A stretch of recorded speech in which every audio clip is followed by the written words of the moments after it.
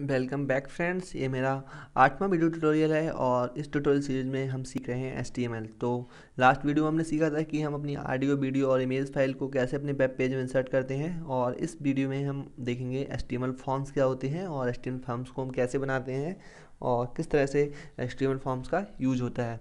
तो आइए मैं अपने टेक्स्ट एडिटर पर चलता हूँ और देखते हैं।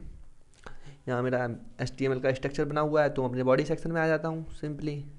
और मैं चाहता हूँ कि जितना भी मैं काम करूँ वो पेज के सेंटर में शो हो, तो मैं सबसे पहले एक सेंटर टैग लेकर इसको नीचे कर देता हूँ। और यहाँ मैं सबसे पहले देखिए फॉर्म्स को बनाने के लिए, तो हाँ चलिए पहले मैं एक बताता हूँ कि फॉर्म्स होते क्या हैं। आपने कोई भी वेबसाइट से जो आपसे रजिस्ट्रेशन कराती है वो आपके लिए एक फॉर्म्स देती है। इसमें आप अपना नाम और डिटेल्स, एज वगैरह अपने से रिलेटेड डिटेल्स उसमें फिल करते हैं और वो डेटा वेबसाइट के एडमिन के पास पहुंच जाता है।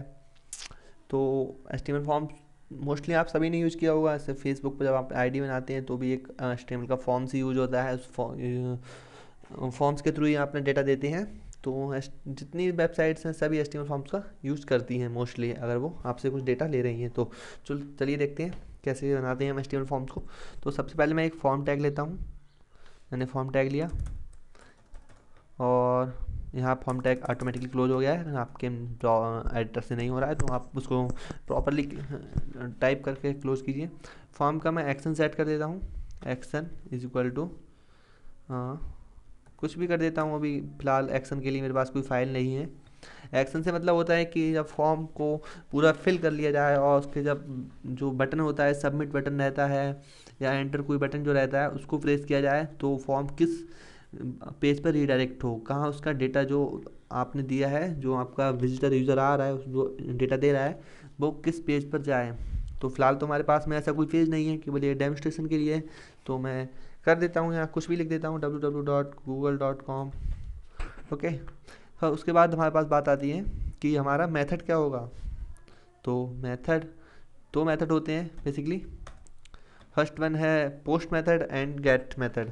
मेथड्स को मैं आगे बताऊंगा आपको कि मेथड क्या में होते हैं और कौन सा मेथड कहाँ यूज़ होता है।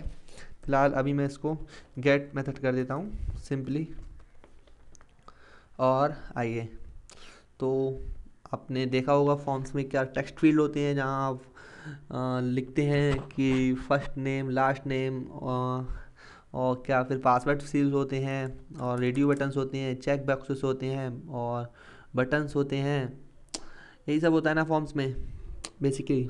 तो आइए देखते हैं कैसे बनाते हैं। तो सबसे पहले देखते हैं कि हम टेक्स्ट बॉक्स को कैसे बनाएंगे। और यहाँ मैं एक और टैग के बारे में बात करूँगा, इनपुट टैग। इनपुट टैग एक ऐसा टैग है जैसे कि इमेज टैग है। ये इनपुट टैग भी सिंगुलर टैग है, इसे भी ओपन करने की ज़रूरत होती है, क्लोज करने की ज़रूरत इसे भी नहीं होती है। तो आइए देखते हैं। मैं एक इनपुट टैग लेता हूँ, इनपुट टाइप दे देता हूँ मैं। अगर मुझे टेक्स्ट बॉक्स लेना है तो इनपुट टाइप टेक्स्ट, और इसका एक नाम भी देना होता है, नेम। नेम मैं इसके देता हूँ F name, first name. Okay. आप चाहें तो इसके लिए एक वैल्यू भी असाइन कर सकते हैं, क्योंकि अगर आप इसे किसी सर्वर साइड स्क्रिप्टिंग लैंग्वेज के साथ यूज कर रहे हैं तो आपके लिए नेम और वैल्यू की बहुत ज़रूरत होती है। तो मैं यहाँ देते ही चलता हूँ वैल्यू, कोई दिक्कत नहीं है। वैल्यू इज इक्वल टू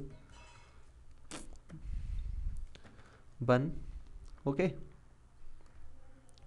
मैंने वैल्यू 1 दे दिया। अब मैं यहाँ पर एक टेक्स्ट दे देता हूँ, फर्स्ट नेम। मैं इसको सेव करता हूँ और अपने ब्राउज़र पर आता हूँ। अब मैं इसको रिफ्रेश करता हूँ तो यहाँ आप देख सकते हैं फर्स्ट नेम लिख के आ रहा है, उसके आगे एक टेक्स्ट बॉक्स आ रहा है। लेकिन मैं एक बार इसको और रिफ्रेश करता हूँ। हाँ, तो जो आपने यहाँ वैल्यू दी थी वो वैल्यू लिखकर आ रही है। तो जो वैल्यू दी थी आपने, वैल्यू यहाँ बॉक्स में आकर शो हो रही है। तो इस वैल्यू को आप यहाँ से हटा सकते हैं। बेसिकली वैल्यू दी तो जाती है लेकिन टेक्स्ट बॉक्स में बहुत ही कम दी जाती है। एक्चुअली वैल्यू से मतलब ऐसा रहता है कि यहाँ जो मैंने वैल्यू बन दी है, यहाँ इस टाइप से रहता है, एंटर योर फर्स्ट नेम। आपने मोस्टली देखा होगा वेबसाइट्स में कि आपको सजेशन देते रहते हैं कि यहाँ क्या करना है, यहाँ क्या करना है। तो जैसे यहाँ पे क्लाइंट आ रहा है एंट्री ऑफ फर्स्ट नेम, तो मैं यहाँ से अपना फर्स्ट नेम एंटर कर दूँगा। ठीक है, तो वैल्यू यहाँ इतना कंपलसरी नहीं है, दें आप या ना दें। फिलहाल मैं यहाँ से हटा देता हूँ कि मुझे अभी ये ऑड लग रहा है थोड़ा।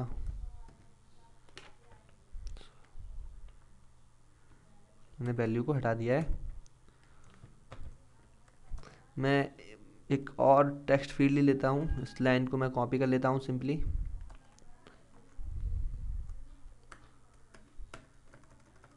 मैं एक और लाइन लेता हूँ,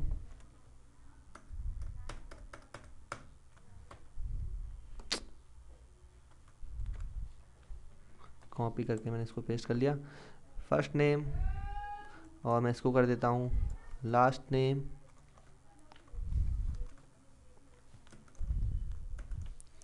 लास्ट नेम, और मैं इसका नाम भी चेंज करके लास्ट नेम कर देता हूँ। मैं यहाँ पर कर देता हूँ सिटी, और मैं इसका नाम भी यहाँ चेंज कर देता हूँ सिटी। फाइन, तो अभी हमारे पास 3 फील्ड्स आ रहे होंगे, देखते हैं क्या। हाँ, आप देख रहे हैं 3 फील्ड्स आ रहे हैं, लेकिन ये एक ही लाइन में आ रहा है। तो इसका सॉल्यूशन है आपके पास, एक ही सॉल्यूशन है इसका कि आप लाइन को ब्रेक कर लें ब्रेक टैग के थ्रू। मैंने आपको पढ़ाया था एक break tag, actually break tag singular tag है, तो इसको क्लोज करने की ज़रूरत नहीं होती है। आप जहाँ जहाँ चाहते हैं कि लाइन ब्रेक हो वहाँ BR टैग लगा दें, सेव करें और रिफ्रेश कीजिएगा, तो आप यहाँ देख सकते हैं। आगे बात करते हैं कि सॉरी, मैंने सिटी का स्पेलिंग गलत लिखा हुआ है।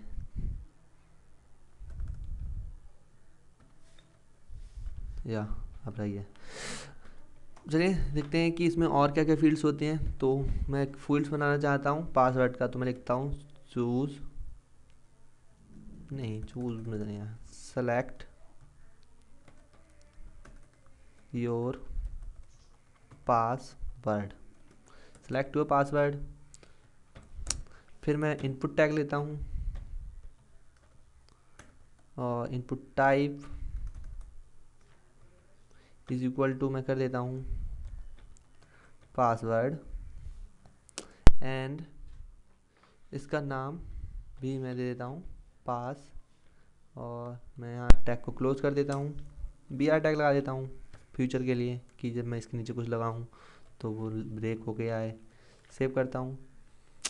अब देखेंगे कि इसमें और इसमें आपको कुछ अंतर नहीं नजर आ होगा, क्योंकि मैंने टाइप में एक में टेक्स्ट लिया था, एक में पासवर्ड। तो अभी देखते हैं क्या अंतर है। मैं फिल करता हूँ मनोज पटेल बरेली, और पासवर्ड सेलेक्ट करता हूँ या पासवर्ड फील्ड में कुछ लिखता हूँ तो मुझे शो नहीं होता है, मुझे बस शो होते हैं बुलेट्स।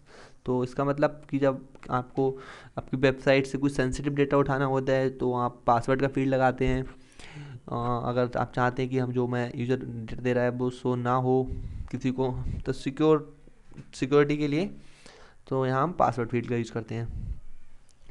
आगे देखते हैं कौन कौन से फील्ड्स आते हैं, क्या क्या रहता है। तो आइए मैं लगाता हूँ एक input tag type radio,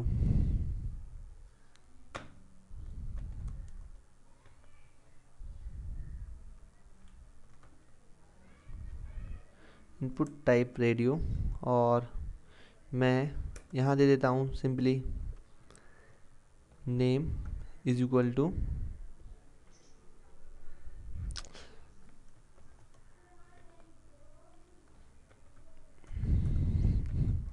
gender, और यहाँ सिंपली मैं लिख देता हूँ कि जेंडर, और यहाँ मैं लिख देता हूँ मेल। मैं सॉरी कहाँ चला गया, मैं इस लाइन को कॉपी करता हूँ इनपुट टाइप को, और नीचे मैं इसको चेंज कर देता हूँ फीमेल में।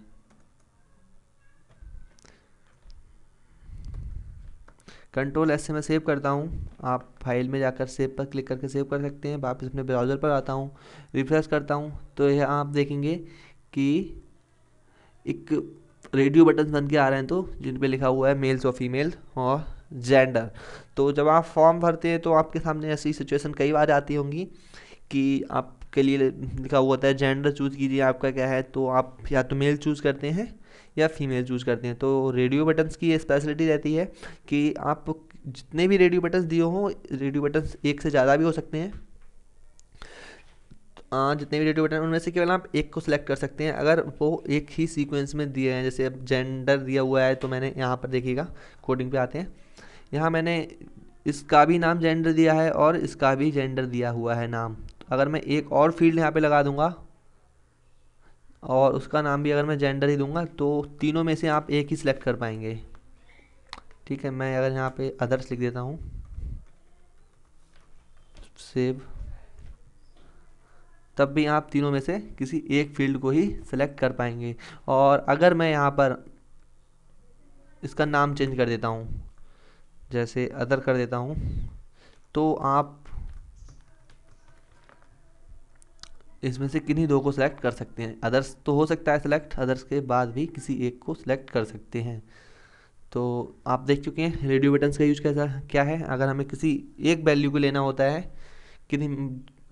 किसी भी दो तीन चॉइसेस में से किसी एक वैल्यू को लेना होता है, तो हम यूज करते हैं सिंपली जेंडर और सॉरी रेडियो बटन्स का। अब एक हमारे पास और प्रॉपर्टीज होती है, आइए देखते हैं वो क्या है। मैं इस लाइन को ब्रेक कर देता हूँ और मैं लेता हूँ यहाँ पर select what do you have. Okay, और मैं यहाँ लगाता हूँ टैग इनपुट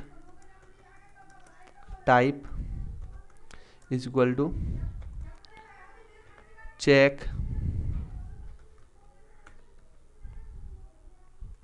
बॉक्स, और मैं यहाँ लिखता हूँ आई हैव ए कार, और मैं इसको कॉपी कर लेता हूँ। मैं चाहता हूँ कि ये नीचे आए, तो मैं यहाँ बी आर टैग ले लेता हूँ। मैं यहाँ लिखता हूँ I have a house, control S पे सेव करता हूँ। पहले मैं इसको टेस्ट कर लेता हूँ, थोड़ा कन्फ्यूजन मुझे भी है।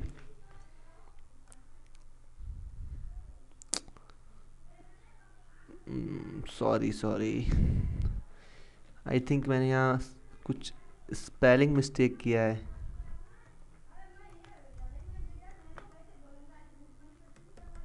अगेन स्पेलिंग मिस्टेक है क्या, चलिए आगे देखते हैं। तो मैंने यहाँ एक मिस्टेक किया है स्पेलिंग का, बहुत ही नॉर्मल सा मिस्टेक है, CHECK चेक बॉक्स। ओके, मैं वापस अपने ब्राउज़र पर आता हूँ और लिखता हूँ, हाँ सही है। अभी समझाता हूँ आपको, थोड़ा मैं और उसको कोडिंग बढ़ा देता हूँ।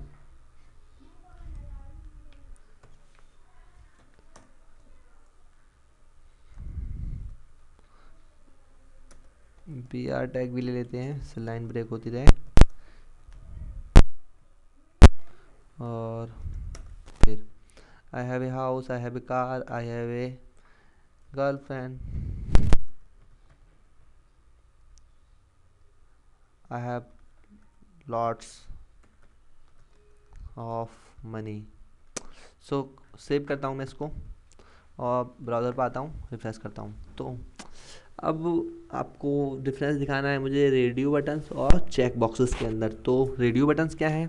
रेडियो बटन्स तो मैं आपको समझा चुका हूँ कि किसी भी एक वैल्यू को अगर चूज़ कराना है दी हुई वैल्यू में से, तो आप रेडियो बटन्स का यूज़ करते हैं। अब आपको एक से ज़्यादा वैल्यू को अगर सेलेक्ट करना है तो आप यूज़ करेंगे चेक बॉक्सेस का। चेक बॉक्सेस का आप यूज़ करके आप देखिए, मुझे अगर किसी यूज़र से ये पूछना है कि उसके पास क्या क्या है, तो मैंने यहाँ एक फील्ड दिया हुआ है select what do you have.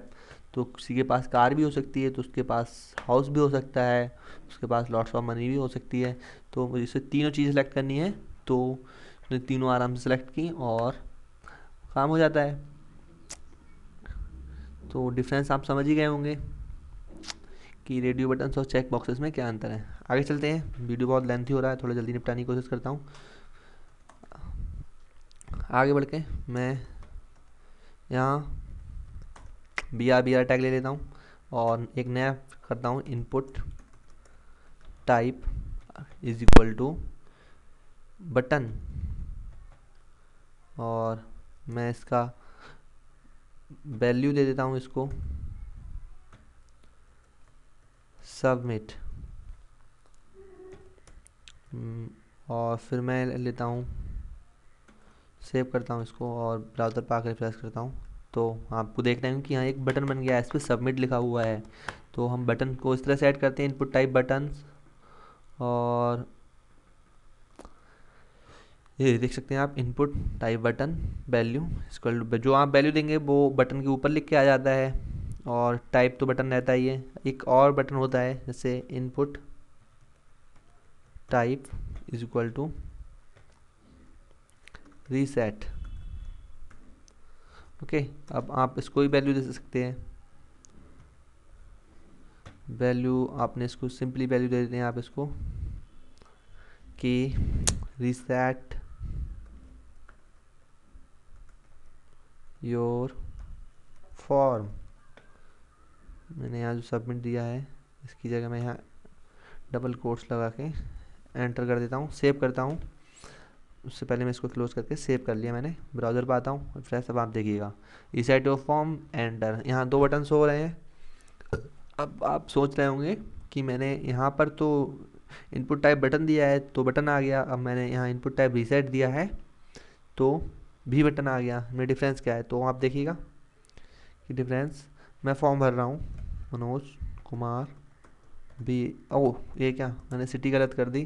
तो मैं चाहता हूँ कि मैं फॉर्म दोबारा से भरूँ, तो मैं जस्ट इस पर क्लिक करूँगा रीसेट योर फॉर्म, ये मेरा फॉर्म रीसेट हो जाएगा। ओके, अब मुझे अपना डेटा मैंने सही भरा है और मैं चाहता हूँ कि मैं इसे एंटर कर दूँ, तो मैं इसे एंटर बटन को प्रेस करूँगा और मेरा फॉर्म सबमिट हो जाए। तो HTML फॉर्म्स में बस आज इतना ही, मिलते हैं नेक्स्ट वीडियो में और हम बात करेंगे HTML के मेटा टैग्स के बारे में। और अगर आपको वीडियो पसंद आया है तो हमारे वीडियो को लाइक कीजिए, और अगर आपको कुछ प्रॉब्लम्स आ रही हैं या फिर आपको कुछ पूछना है HTML फॉर्म से रिलेटेड तो इस वीडियो के नीचे कमेंट्स कीजिए, और हमारे चैनल को सब्सक्राइब करना मत भूलिएगा। मिलते हैं नेक्स्ट एपिसोड में, गुड बाय।